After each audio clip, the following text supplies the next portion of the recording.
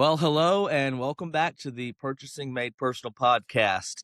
Today, we're going to dive into some public infrastructure data and maybe discuss what our agencies can do about it. To help with that, we've got a great personal friend of mine. Actually, first heard him speak at a conference in Southern California years ago, right before COVID. Then quickly kind of met him along the conference trade show route. No exclusivity here. He became a tips vendor with his company, and so with further ado, I'll introduce Josh Peach. Josh, welcome to the program. Man, I'll tell you, if that didn't get people's attention to want to listen in, infrastructure discussion. That's just it's the excitement and the energy of that's amazing. So We're trying. yeah, hey man, I'm honored to be here. This is great. Congratulations, first and foremost, on launching this podcast and giving Yeah. people a platform to learn. It's great. So thanks for having me. That's the goal. And that's partly why you came up in some of the initial people that we wanted to reach out to, because if you don't know Josh or Peach or however you may call him by any other name, I can hopefully summarize it to where with all your endeavors, you have devoted your life to helping people, Yeah. right? And making whoever you're working with better. And then also, in what I know you do is identifying people who also do that same thing and highlighting it, right? So I don't know if you'd want to introduce yourself any more than that or talk about some of your mantra. Yeah. Feel free to greet the people, to anyone who may not know what Yeah. all Yeah. you're doing. Yeah. So yeah, I'm a part of three companies. Be Awesome is one, which is my motivational speaking in my book that I authored. And I get to travel around the country and speak to organizations and groups. And you hit the nail on the head. It's the kind of the mantra is what my grandmother lived by for 100.5 years, which is she lived a legacy with grace. And grace is gratitude, resilience, action, consistency, and empowerment. And I shoot to make one person's day every day. If I do that, I feel pretty well accomplished with my work. And I have another company called K-12 Pros that my uh, friend and the guy that saved my life in 2017 from me choking to death, which would have been an embarrassing way to go for myself. Paul Anastasia, we got a company called K-12 Pros, and we help educate operations professionals around the country to improve education environments. And I'm a big advocate and fan for that, because I don't think that schools are just where kids go to learn. It's where kids go to feel safe. It's where kids go to sometimes get their only meal in the day. It's where a lot of kids go, and it's the only place that they have a feeling of hope and love in their life. And so to be a small part of that is amazing. And then some of my friends that I've worked with for 29 years in the tech space, they started a bootstrapped CMMS, is a computerized maintenance management software company, Operations Hero, 5 years ago. And I came on board 4 years ago, and we've just been having a ton of fun flipping the script and bringing the business to what it's supposed to be, which is fair and equitable for stakeholders, being the education institutions of the United States and North America. We have a couple of Canadian clients, and treating people right and making sure that they're successful and having better infrastructure, which is where we all started, that full circle effect. So, Right? yeah. Right. So, but we help show the unsung heroes of education spaces, which are those operational, IT, maintenance, food service, transportation, business. We help show their work with our software and help them plan and organize as efficiently as possible to get them to do better. We don't ask people to do more with less. I think that's a dumb saying. We're going to get that right out there. Right. Doing more with less, to me, and I'm not that smart. 5 years of high school didn't help me get my education on, but I think doing more with less is insulting. I think doing better and finding ways to even find a minute more of your day to do something else or do something better is the way we want to look at things. So let's dig right in. Yeah. And just on that, I think, I grew up going to schools. My mom was a special education director for a district, still is. And so I grew up in and around school, you know, administration, Yeah. not just going to school, right? But, grew up around that, grew up around, late night board meetings or whatever.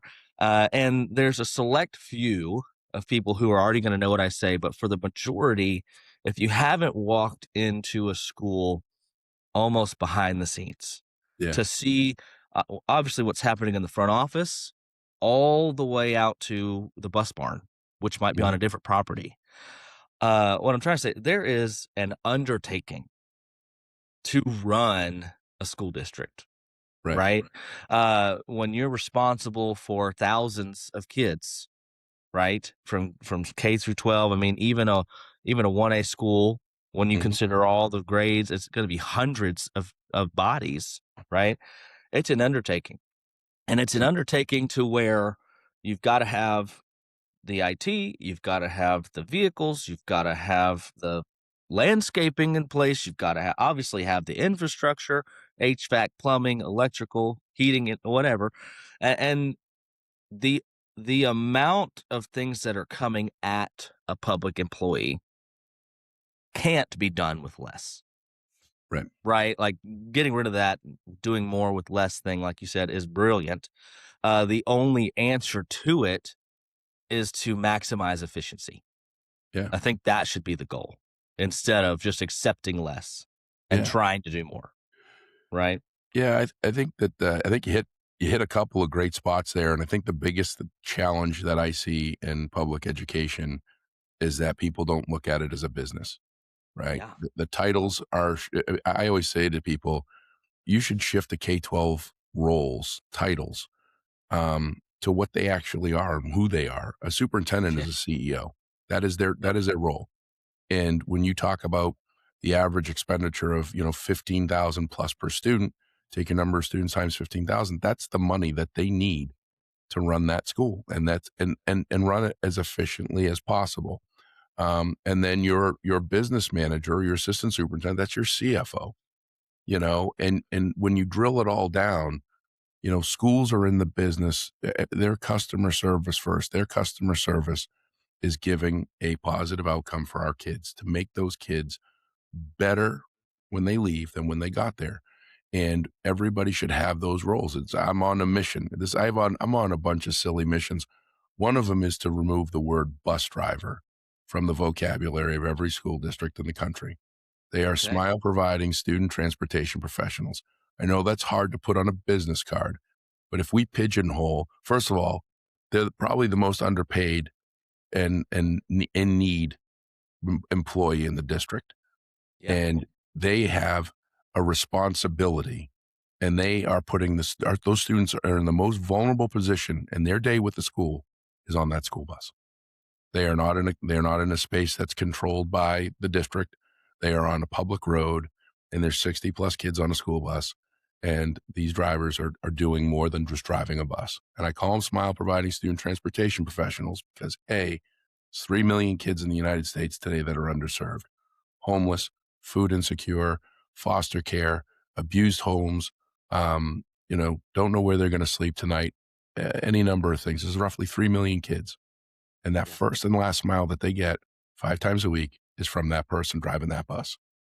And they have to have an absolute ability to be a professional at all times because, I mean, look at all the road rage. Look at all the craziness on the roads today.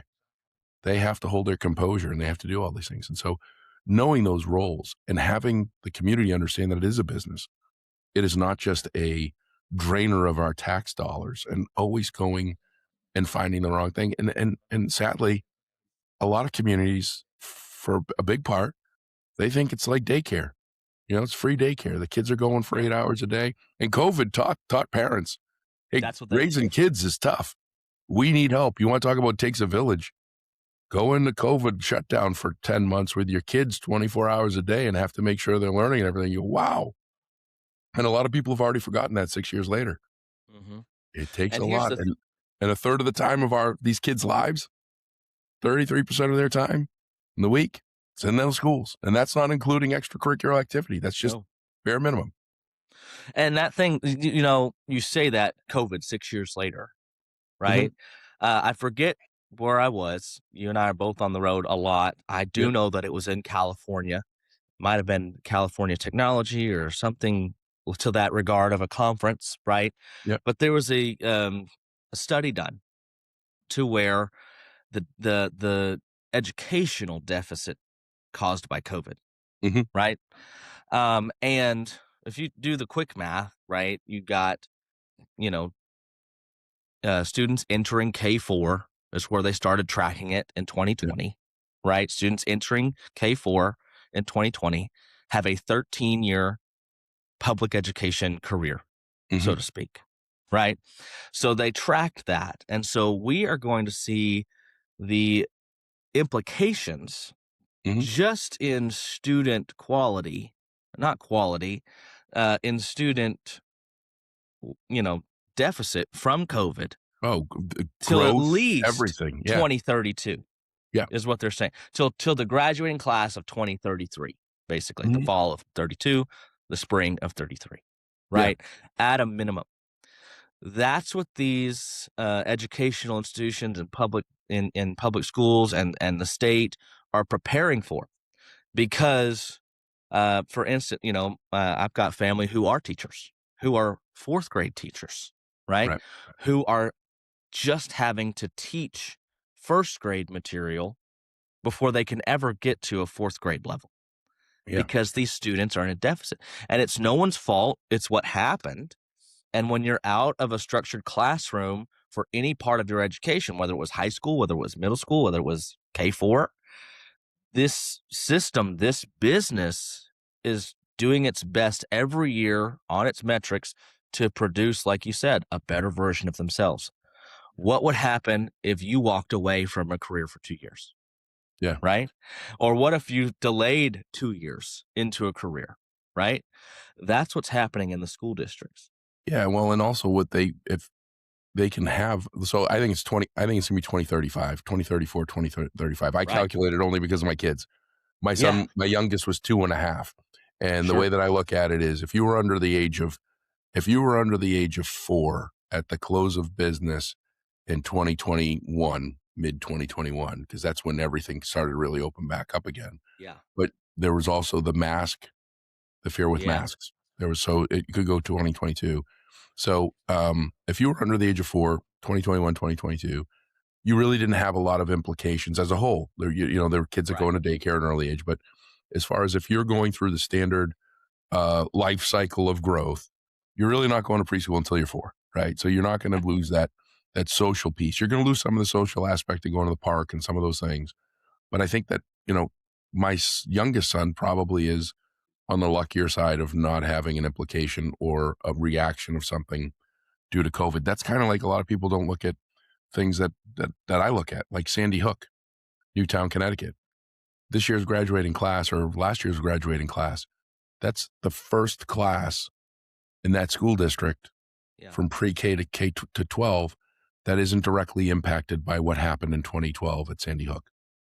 Wow. So, something to think about. They're going to be Yeah. impacted for life, but there isn't a Yeah. direct impact for any of the students. They weren't in the school at the time that happened, where Wow. fear and everything else happened. And that's the first step of some level of normalcy. There'll never be normalcy that'll always be remembered. It'll always be something there, but that direct feeling of impact because they were there. And in COVID was the opposite. It was a direct impact, a feeling of not being there. I mean, how bad is it that kids didn't get to go to their senior prom? They didn't get to go Yeah. and play their senior year of sports, or they didn't get to do a lot of these things that hit people. And that, like, when you talk about that first grade, fourth grade learning level, Yeah. kids are it's the kids are, which some of it's kind of good. I think kids are growing up way too fast. I don't want them to decrease and be at a first grade level in the fourth grade, but I want us to have kids grow up being kids, right, and Right. learning at that level. And it's an adjustment. And our faculty, I mean, God bless them. When you think about, I remember where I was. I was in Frederick County Public Schools. I did a morning convocation, and there was discussion. That night was going to be the Final Four basketball tournament, and I was flying from Baltimore to North Carolina to my office for the company I was at the time, and I left Frederick County. I was driving to Baltimore, and the assistant director of facilities called me and said, "Hey, you left at the perfect time." And I said, "What?" And he says, "Maryland just shut down." Maryland was the first state to completely shut down. They shut down before Friday, March 13th, Friday the 13th, which was a crazy day, um, because it's the day I almost died, 3 years prior to it. So the 13th it sticks in my head. Wow. Um, but I flew to North Carolina, and the Final Four was interrupted by President Trump, who came on and said, "We're shutting everything down at midnight, the 13th, the country, the globe, everything's shutting down." Yeah. But think about that. To that point, there was no plan. There was nothing set into play. If this, then that. If the world shuts down and we all have to be confined, what do we do from an education perspective? How do we manage and maintain those buildings that are going to be empty? Like, Yeah. how do you stay, I call it not socially distant, physically distant. How do you stay physically distant and adhere to OSHA standards of having someone hold a ladder while you're changing a filter? You got to hire somebody with really long arms, right? Right. But we literally had Friday shut down, and Monday it had to be business as usual, unusual. And Yeah. the resilience and the work that our educators across the board, all titles, they removed them. You had superintendents driving school buses with food and laptops, and you had all of this stuff. And we turned an in-person education system into a virtual education system literally overnight. Yeah. And you might be thinking, wait a minute, wait a minute. We're talking about infrastructure, I thought. Why are we Mhm. going off on all these social implications? ADHD.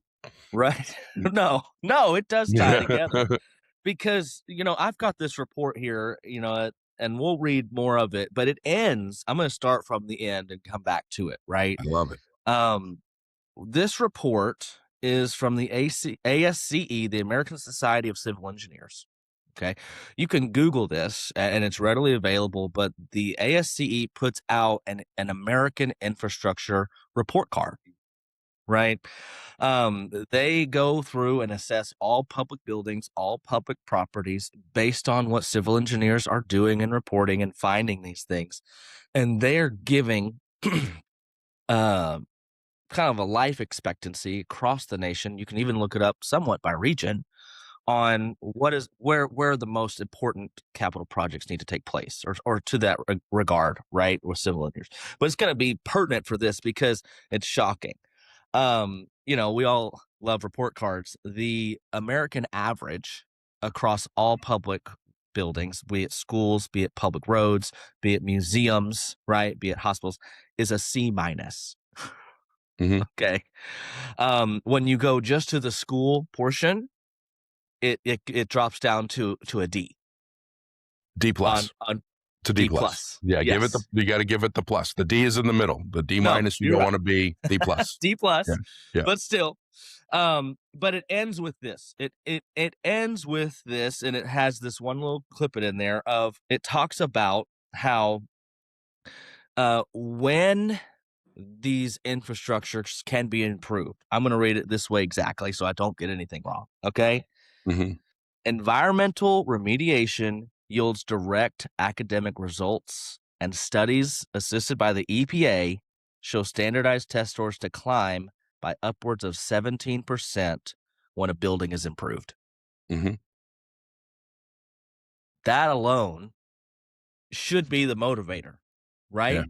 The test score, that's what public schools are judged upon. That's how you get an A school, B school, D school, whatever. And that's how you can standardized testing, whatever you want to say about Yeah. that. There's all kinds of things, but it is the system we operate in. And so for them to directly find, and what I find, for them to publish it means they had to have backed it up, right? Yeah. And there's sources and there's all kinds of things in that report card. Go look it up. They said upwards of 17% of student improvement when they literally just have a better building, Yeah, so it was right? there was an ASHRAE study, I think, in the '70s, and this has been long known. Improved air quality Yeah. decreases the amount of respiratory illness. It decreases the new asthmatic students that experience asthmatic symptoms. It Yeah. improves attendance and an improved test score. Just by Right. doing proper maintenance on HVAC Hmm. equipment. And Yeah. I'm really glad that you did not go down the rabbit hole of asking for the study on bridges, because there's I've got 625 it. there's 625,000 bridges in the U.S. With an average life of 47 years in age, and a bridge's lifespan is typically about 50 years. And the number is somewhere, it's just under 10% that are considered poor. So when you Yes. look at that stuff, then all of a sudden you go, huh, am I on one of Am I those thriving? bridges am I on one of those just under 10% of bridges, or am I on one of the good ones? But no, uh, it's a beast. When we look at the numbers just hovering under $300 billion in deferred maintenance needs, that number is just to get us to baseline, just get us to, not fixes us and we're permanently good. That's just get us to baseline, back to normal, or some level of normal. I have the good fortune of being able to work with some of the most underserved school districts in the country. And I see the worst of the worst. I see the best of the best. And unfortunately, the worst of the worst is typically in some of the most economically challenged environments. I just worked with 24 of the most underserved school districts in Alabama along the Black Yeah. Belt, which is Montgomery West and East. And it's not a lack of effort. It's not a lack of interest. It is resource, it is staff, and it is training and understanding. Yeah.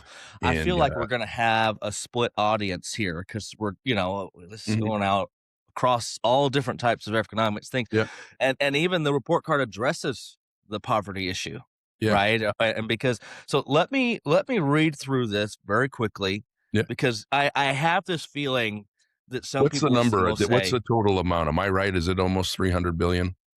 Is it on you're there? exactly right. They estimate that's the one thing that they do note in the report is because states call things different things. Yeah, For instance, Arizona calls it infrastructure debt, while California simply calls it deferred maintenance, yeah. right? And so there are some discrepancies across the number, but they did put in the report that it's $300 to $400 billion in Mhm. maintenance, deferred That maintenance number for hasn't right now. decreased in 29 years of me being No. in this business. It's, I'm And pretty so here's some of the highlights that I grabbed from the report. You already mentioned the bridges. 4 out of every 10 bridges are in questionable condition, with 10 being in poor repair, right?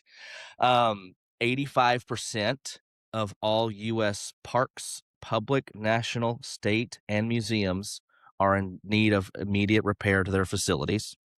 53% of school districts in the public space are in need of a major building repair, such as plumbing, electricity, HVAC, or a multiple of the three. Let's see here. The average age of a school building in America today is 49 years old. 40% of school districts are missing a facility master plan. 16% of districts skip facility assessments altogether.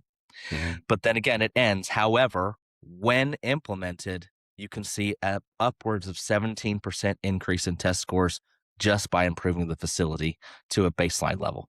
Yeah. So we can read any one of those again as you will, but I wanted to get that. So the Mhm. question is, what do we do with that, Josh? It's we got to stop kicking the can down the street. That's the first thing. Yeah. And unfortunately, um, the education space is extremely reluctant to change. Yeah. And it's just the word. It's all it is. It's just a word. Like, we go back to that COVID thing, and it's going to be amazing. By the end of this episode, people are going to go, wow, you guys really sewed this thing together with no idea how you were going to sew it all together.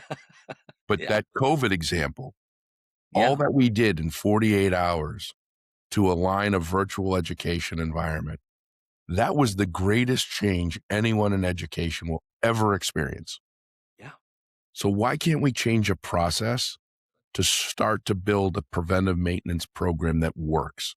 Why can't we get a plan in place where we're truly being proactive in our work and starting to be able to predict our needs opposed to being reactionary and trying to just cobble things together and put band-aids? That 49-year-old average building, that means it was built in 1976, 1977. Right. Those are different types of buildings than buildings that were built in 1920, right? 1920 buildings that are still standing, they ain't Wow. moving. Those are stone. Those are built Right. purely by hand. They could last forever, properly maintained. They have, hopefully people are upgrading their HVAC systems, but I've seen systems that are 60, 70 years old that are still operational. And And the well big difference, within a healthy limit. well, the difference in the difference, you could have a tale of two buildings, two identical buildings built at the exact same time, and you see this all over the place. Two buildings built at exactly the same time in two different communities. One building maintained, managed, planned, processed, deferred maintenance need, condition assessment, beautiful. Then you have this other building over here, not investing in the facility, not working on that space from when the ribbon is cut, thinking that it's just going to run. And it will for a Right. period. But you get 30, 40 years down the line, you're going to see that big difference. You're going to see that big shift in needs. You're going to see that life cycle and lifespan decreased in that building that hasn't been cared for. And we have a responsibility, and we have to change the mindsets. I mean, there's mindsets out there that, hey, if I have a school building that's built today, it's got a 30-year life cycle, guess what? It's going to be here when I'm done, and it'll be somebody else's problem to take care of. And unfortunately, with education and facilities specifically, I say things that can probably upset some folks, and that's okay. I don't mean to, but this is a case in fact. There aren't enough organizations that are investing in their support staff for them to grow professionally. They'll get them to grow to turn wrenches, but Yep. we don't even have basic training for custodians. We just give them a mop and say, move it, right? Yeah. There's a different way to do it, and Hmm. there's a better way to do it. And we need to really invest in our leadership and operations across the board, whether it's food service, custodial, maintenance, whatever, so that we have effective leaders, not just people that fix things, that get into that position, because that happens a lot. And I'm seeing one of the things when you say fix it, we're seeing some great education institutions, Mass Maritime, Wentworth Institute of Technology, name a few, that have implemented facility management degree programs all the way up to a master's. The hard Wow. part is those kids that come out as adults that are facility director capable, understanding budgets, knowing the importance of assessing and understanding your space, having a proper PM plan, all that stuff. Those students are hard to get to come into schools. We've got a couple. We've got a Yeah. couple here in Massachusetts, and man, I'll tell you what, they're spinning circles around people. But we talk about a facility master's plan, a facility master plan. You're absolutely right. I think that uh, I was having this conversation with a great facility director, a phenomenal facility director, Stefan Wiest in Neosho, Missouri. Yeah. He Yeah. is in the 12,000 education institutions that I've worked with in the United States. He is the only one that I know of that was a school committee member turned facility director, and he's Wow. doing some amazing things. And he's flipping the script. He's not kicking the can down the street. And when we were speaking, he said to me, he said, when times are tough, it's the most important time that's the most important time for us to lean into our network. That is the most important time for us to understand best practices. That's the most important time for us to do things differently, not to go in a cave and hide. And we're in that time because COVID also gave a lot of money. There was a lot of money spent in education, Yep. and it was in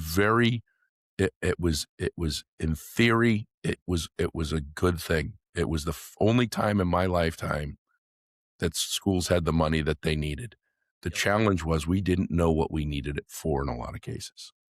And Right. so there was the best intentions, but it didn't necessarily always pan out. And now we're feeling those ramifications of budget deficits, needing to increase community taxes, reduction in workforce in the school district. And we have to become resilient. We have to work harder at doing these things.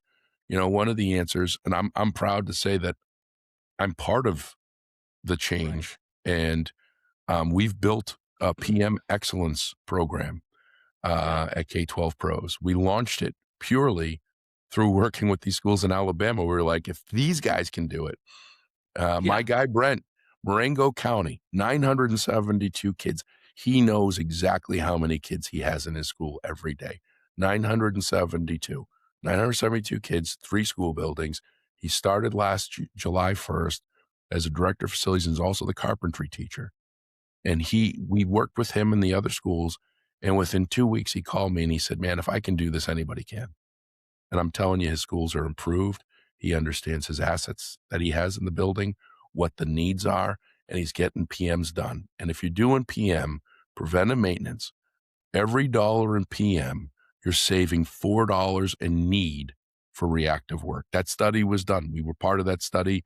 An ounce of prevention's worth a pound of cure. It was done in 2012, studied thousands of school districts, measured and worked with them. Very lucky to work with Jim Rich, former Park Hill, Missouri facility director, retired. We were able to retain him. And we currently have 28 school districts running through this program. We do cohorts of 15 schools at a time. And our goal is to make them 1% better at PM. And the reality is they're going to be 10, 15%. But nationally, PM in school districts is probably single digits. It's 90+% reactive work that's being done. And that's how we can improve.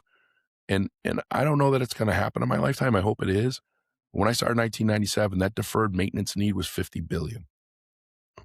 Wow. It's between 400 and 500 billion today.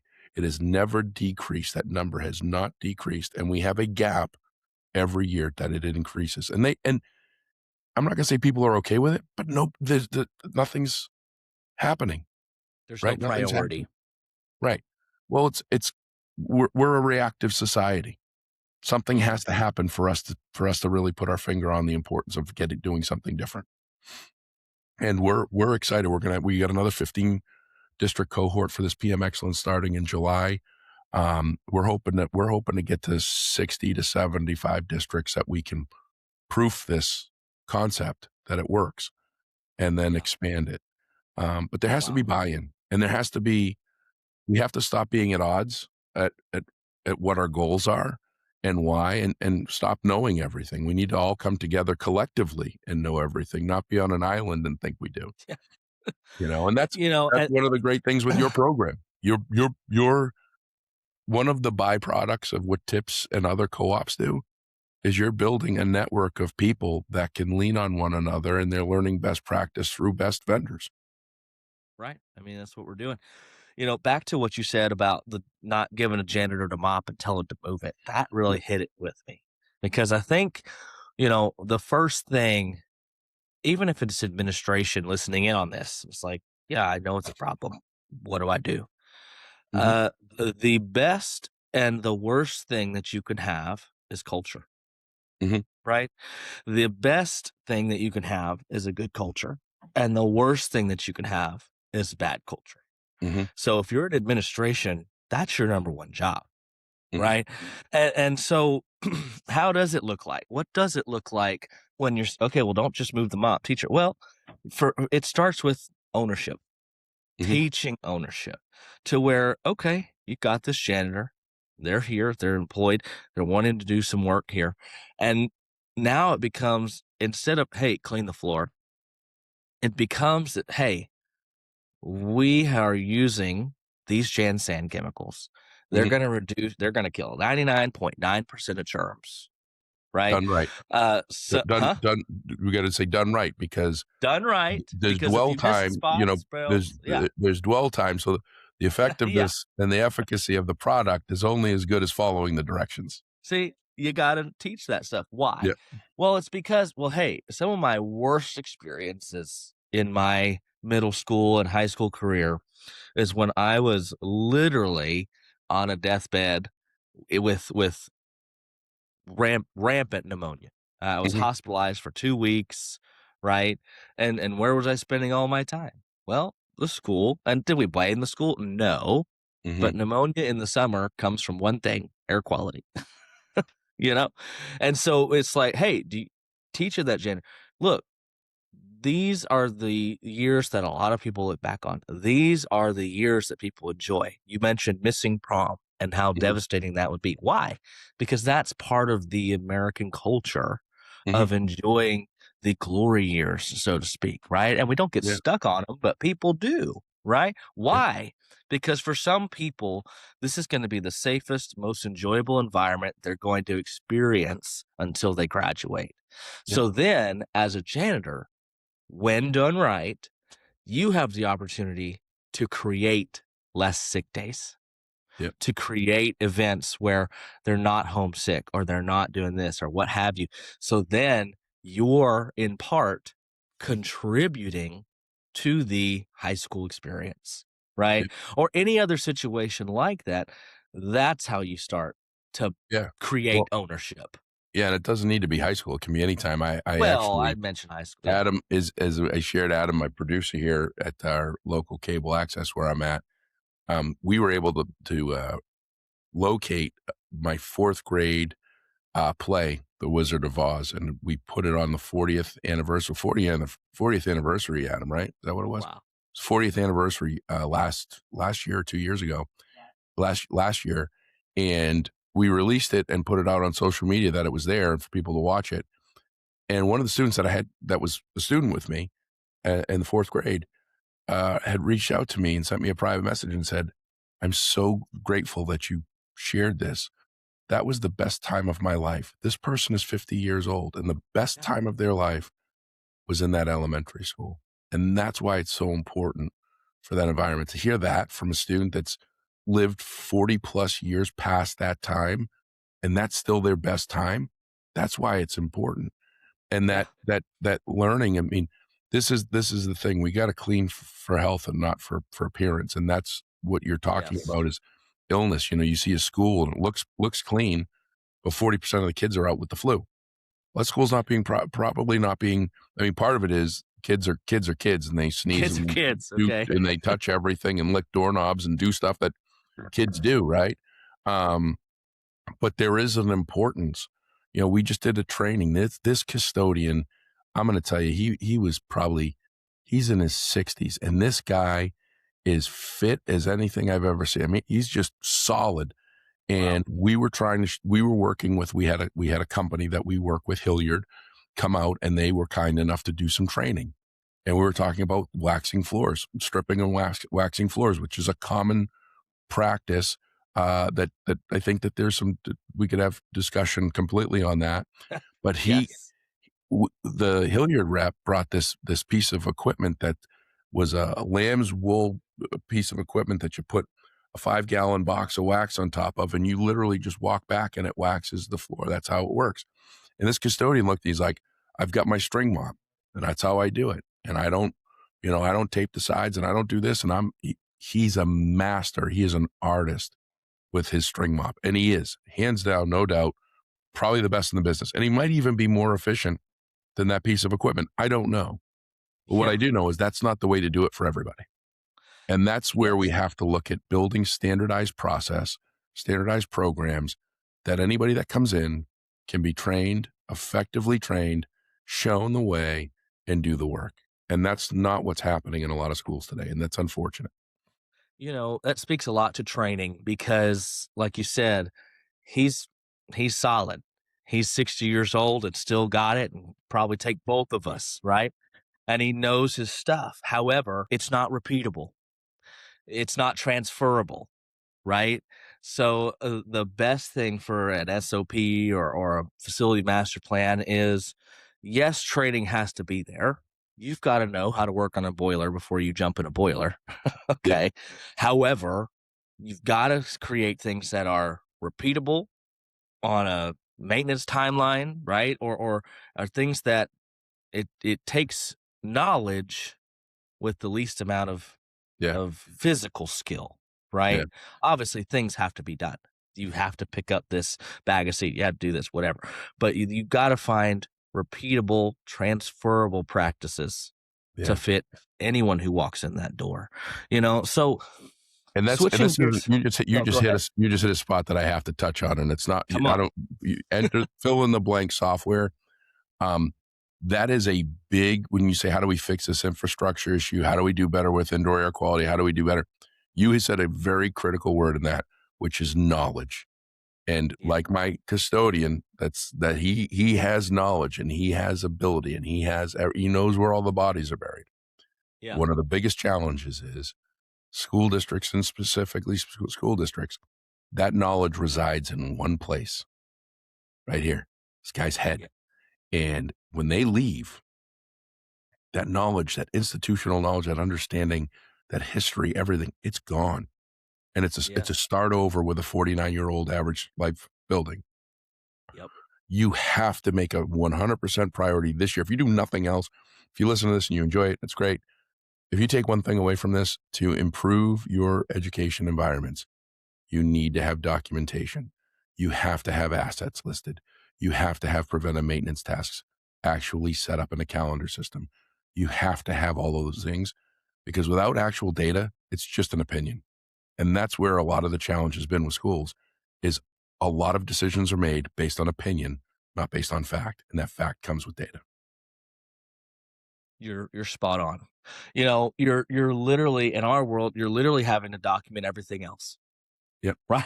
I mean, for every step of a public spend, you're documenting. You're documenting how many responders you had. You're documenting how many this, that, Yeah. that, that. When you put all just the tips documentation together for a purchase, it is over 200 pages long. Mm-hmm. Right. So you are used to being accountable to other aspects of a public building. Yep. Uh, what it feels like, what the industry has kind of turned it into, is you need to make the decision to be self-accountable Mm-hmm. to your facility management plan, but still accountable. You know how to be accountable. You're Yeah. accountable to City Hall or a school board or a superintendent. You know professionally how to be accountable. And just like Josh said, if you do nothing else, it's time to begin to document how can you be accountable to the public building that you're Mm-hmm. serving. Because you're not serving the public building. You're serving the public coming to that building, Yeah. right? And accountability I think everybody starts an education for the right reason. You don't do it, nobody Yeah. goes into it for the money. I mean, some people Not a there might single be, person. not a single person goes to work in a public entity, especially public education, as reason number one being the money. It is typically to help their community, pride of community. Their kids are going to school in the school district. There's Yeah. something, but somewhere along the way, that why gets lost. And they have to be reminded of that every day. It's like I tell people all the time. You heard me in your tips event in November. Yeah. You know, Right. I open up my keynotes for anything education related. Anybody wants my first minute of my keynote? Who woke up this morning and the first breath you took was one of gratitude because you have the greatest career opportunity in the world today. And people laugh and people sigh and people are like, oh yeah, right. Da, da, da, da. Every position in education today is one of the greatest career opportunities because the impact that you can make for a child, you Yes. can't put a price on. And their outcome is completely dictated on what you can do to help them. We can't control what goes on in their house. We can't choose their parents for them. We can't choose where they get to live or what happens outside of our four walls of our school building. But when they're in our school buildings, they're our kids. They're all our kids. And then we can make a difference in their outcome so that they're good kids and great adults. Absolutely. Better to grow a Josh, child than fix a broken adult. amen to that, brother. Mhm. So, leaning in to your knowledge base a little bit and kind of some of the things you're seeing practically out in the field. If we could create a list of top 3 or top 5, whatever. We obviously started Mhm. saying, if you do nothing else, go create a preventative Yep. maintenance plan. right? Mhm. But what are some of the commonalities or even low hanging fruit of what you're experiencing in facilities on, like we mentioned, obviously, create the plan. Yeah, getting You into the gotta, PM world. yeah, into the Yeah. PM world. What should a public agency, a facility director or superintendent, how Mhm. should they collaborate if they have nothing? Yeah. Where should they start? And what are the most common problems that should Mhm. first be addressed for the most benefit? So, my opinions, these are my opinions based on Sure. my experiences. So, you have high ticket items. So there's really not a low hanging fruit. Your requirement, life safety, that's first and foremost, paramount. And Right. typically a lot of that's outsourced. Fire extinguisher checks. You're going to do your fire exit or your exit signs and your Mhm. exit lights. You're going to have to do those tests. That you absolutely want to have that. Yep. I was actually just talking to a school district yesterday. They got in the PM world because they had a state of the art, nationally recognized Voc Tech school that was built, and it was a shelter school. It was built in 2006, and this is a 27,000 student, 56 or a 65 building district, and Okay. they started PM for one reason and one reason only: weekly generator checks. So that generator has to run when that becomes a shelter, it goes from a Yes. school to a shelter. That generator has to run. Huge egg on your face if you build a $300 million school and the generator doesn't work for when people need to be there when it's snowing or hurricane or anything else. So Wow. you have to figure out what is the most important thing. What are some of the things that you've had for a challenge? I mean, and you also want to have a situational preventive maintenance plan. So, like in many parts of the country, it's a state requirement that after a storm of some sort, depending on what it is, that roofs need to be checked. We have Yep. we have drone pilots in school districts now, certified drone pilots that are doing roof checks after rain events, wind events, events that could put debris in the gutters and the downspouts that could cause water backup on the roof, which will inevitably cause leaks or cause roof damage or decline the roof life cycle. So, Sure. what I would say is you want to be intentional. You want to pick a category. Don't just blast that out for everything. Um, and also look at things like HVAC. I think HVAC is a great place to start because Yep. when you actually look at the number of pieces of equipment, the number of um, man hours needed, and the full time employment equivalent of what you need to do, just the bare minimum, filter changes, belt checks, drain checks, those things, you can actually analyze and look at it, and you can send that out to vendors that could do that work and see what that cost is. What like are we justified to hire new staff, or do we bring on like you and I know Ron Oliver over there at Yeah. Daikin in Missouri? Do we Right. call Ron Oliver and do we say, hey, let's let's look at this, let's look at this holistically and see if this is something that we can budget, or do we find staff? Um, the other piece is you're not, qualified staff right now is very difficult to find. You know, Yes. electricians, plumbers, all of that. So building a mechanical PM system when you don't have actual technicians to do the work, you're building an outsourced service plan that you're going to have to do anyway. So figuring out what it is that you have capacity for and what you can roll into, and don't do it, you know, the failure of what happens with school districts. And that's why I say this PM excellence program, we want to be 1% better at the end of 4 or 6 months. And then we want to be 1% better at the end of the next 4 or 6 months.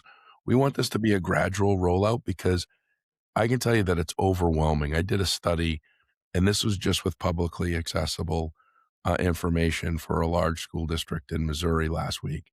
And he says, what do I need for a full time equivalent to do HVAC PM in our 60 plus buildings? Da da da da da.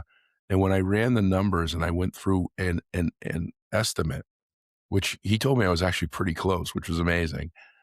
It was 18 full time equivalent employees that they were going to have to add to do just that work. It's overwhelming. Wow. So life safety, absolutely. Yep. Playgrounds is huge, and playgrounds you can do inspections. PMs, and you can involve the playground aides. They don't need to just be out there looking at watching the kids. They're not certified, and you have to get in certain states, and I think Midwest, you have to have certified people that go out and do that, over time. But having people doing checks of visible checks on fence, equipment, playgrounds, that they're out in those spaces anyway, and they might not be maintenance, but getting them into a routine of doing that to be observant. I mean, we see these incidents of playground accidents and injuries and other things. It's scary. But build a buddy system. Go north, south, east, west. Join an association. Find like-minded individuals want to do better, and that's how you hold accountability, right? Like when the new year happens and these people go in these weight loss contests, it's not to compete with one another. It's to hold each other accountable to get to a goal that they want to reach. So get a buddy system that's going to help. Reach out to me. I'm happy to introduce you to your neighbors. I know just about everybody in the industry. And if you're completely lost, I'm not telling you to call my company, but call a company like K-12 Pros that can come in. We're working with a district right now. I got to finish the workbook when this podcast's over, but we provide a full, comprehensive suggestion guide. And then, like for this district, we're actually putting a summer plan program in place. And we show them how to start getting their assets in order and how to start building a plan based on their capacity. Because look, there's very few schools in this country that are properly staffed. And the ones that are doing great work. I mean, they're able to. This is the thing people have to remind themselves of when they get upset with public sector and employees. Most school districts in the country can't do the job that they need to do because they don't have the people to do it. So getting upset because this work's not getting done, like try doing 40 hours of work when you get 10 hours of time. Tell me how you make out, right? And a lot of times that 10 hours of time you're spending trying to figure out how to manage that time because you don't have enough of it. What's the most important thing? And the reactive stuff doesn't stop. Right? We can build a PM tomorrow, but it's never going to stop. No, things break with the using. You said SOP, which is standard operating procedure. There also has to be that. There has to be standard operating procedure faculty-wide. Hallway muggings have to stop. And when I say hallway muggings, it's not a legitimate, like a real, like taking your wallet. It is a faculty member walking down the hall and saying, "Hey, Josh, this isn't working. Can you help me with this?" No, you have to have a process in which they ask you to do that, because otherwise you're going to go do one thing and you're going to end up having 7 things. It's not going to be documented. You're not going to be able to talk about all the work that you actually did at the end of the day. And there's assumption that you could do more when you're actually doing more than most people know. Yep. You talked about having the teachers who are at recess check the stuff, check the fence, check this. I was actually working with a facility director in Colorado, rural school, right? So he's the facility director and he has no employees under him. So he's doing it by himself, right? Across 3 schools. One-arm paper hanger doing it all. Exactly. Well, he had this idea of, and like you said, engaging the other members of staff, even though they're not in the maintenance department, on checking things. And he was putting in a program in place. He's doing everything he can as one person, like you said, trying to maximize your time. He gives, I don't remember what he called it. It might even be his last name, but for $10 every year, he buys a trophy. And it's we'll call it the maintenance award. I don't remember what he called it. It was spiffy, right? Because he had a system in place where teachers and everyone else could report to maintenance and send it to the system. The problem was no one was using his system. So in order to improve that, he got an award, big trophy, from their trophy dealer, where they buy the same places that they do their graduation certificates or something like that. And every year he gives away the maintenance reward and the trophy. And he gives that to the person who submitted the most work orders. And it's not a shameful thing. And he makes it a big deal at the end of the year staff meeting and he says, "Thank you for keeping me good at my job." And whoever submitted the most work order tickets to maintenance gets the trophy for the year. Yeah. It can be that simple, guys. For Oh, 10, it's $15 on a yeah. trophy, he's now motivated every employee in the district to participate in what he's trying to do. I give out a $22 goat trophy, and it looks like There you go. it's an actual ram, and not a goat. And I order it off Amazon. I buy 12 of them, and I oversee 12 states directly with I oversee 12 states directly for my sales effort with the software company. And um, it's one client in every state gets the GO trophy, and it's the goes out and tells everyone trophy. And There you and go. I mean, people, they put it on their shelf in their office. They put it right when you walk in the building. It's the little things. I think that there's a lot of opportunity. Every community in the country has someone with expertise that can help too. And I think Yeah. that there should be some volunteerism. There's a guy, and his name is Mason. I don't know what his last name is. His handle on Instagram is Dad Social, and he's got over 5 million followers, and he's got sponsors like Ryobi and others that sponsor him. Wow. He's put a track. He's redone the basketball courts. He's done the lockers in the school, because his thing is that he does do it yourself projects and things. Yeah. But he has turned this old elementary school that his kids go to into this beautiful building and space. Wow. And I don't think that there's anything to say that a school district can't start to get community involvement, even for a day. We have a Mhm. cleanup day where residents walk Yeah. around and pick up trash.